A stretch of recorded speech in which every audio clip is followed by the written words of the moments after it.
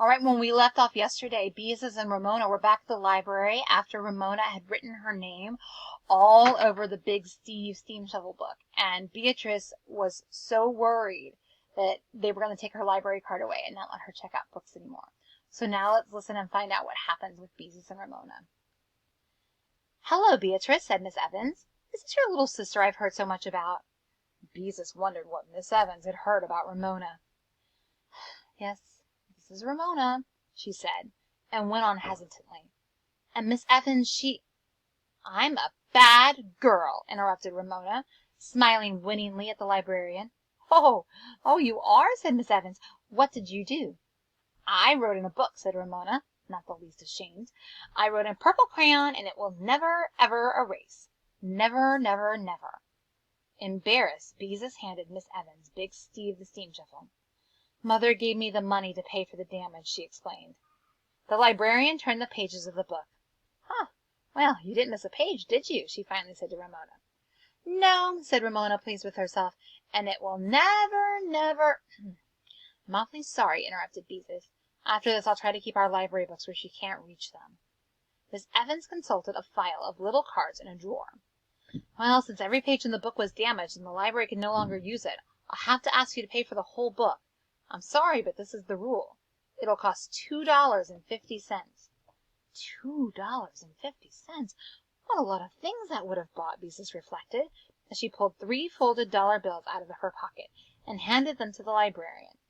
Miss Evans put the money in a drawer and gave Beezus 50 cents in change. Then Miss Evans took a rubber stamp and stamped something inside the book. By twisting her head around, Beezus could see that the word was discarded. "There," Miss Evans said, pushing the book across the desk. "You've paid for it, so now it's yours." Beezus stared at the librarian. "You mean to keep?" "That's right," answered Miss Evans. Ramona grabbed the book. "It's mine. I told you it was mine." Then she turned to Beezus and said triumphantly, "You said people didn't buy books at the library, and now you just bought one." "Buying a book and paying for damage are not the same thing," Miss Evans pointed out to Ramona. Beezus could see that Ramona didn't care. The book was hers, wasn't it? It was paid for, and she could keep it. And that's not fair, thought Beezus. Ramona shouldn't get her own way when she'd been naughty. "But, Miss Evans," protested Beezus, "if she spoils a book she shouldn't get to keep it. Now every time she finds a book she likes, she will—" Beezus did not go on. She knew very well what Ramona would do, but she wasn't going to say it out loud in front of her. "I see what you mean." Miss Evans looked thoughtful. "Give me the book, Ramona," she said. Doubtfully, Ramona handed her the book. "Ramona, do you have a library card?" Miss Evans asked. Ramona shook her head. "Then Beezus must have taken this book out on her card," said Miss Evans. "So the book belongs to Beezus." Why, of course. Why hadn't she thought of that before? It was her book, not Ramona's. "Oh, thank you," said Beezus gratefully, as Miss Evans handed the book to her. She could do anything she wanted with it. For once Ramona didn't know what to do. She scowled and looked as if she were building up to a tantrum.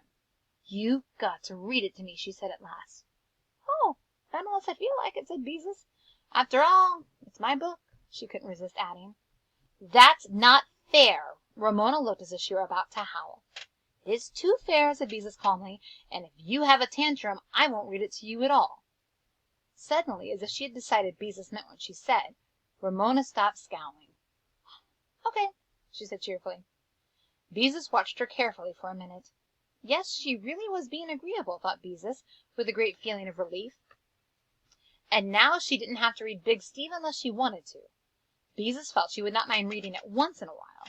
"Come on, Ramona," she said. "Maybe I'll have time to read it to you before Father comes home." "Okay," said Ramona happily, as she took Beezus's hand. Miss Evans smiled at the girls as they started to leave. "Good luck, Beatrice," she said. All right, tomorrow we're going to start Chapter 2, Beezus and Her Imagination.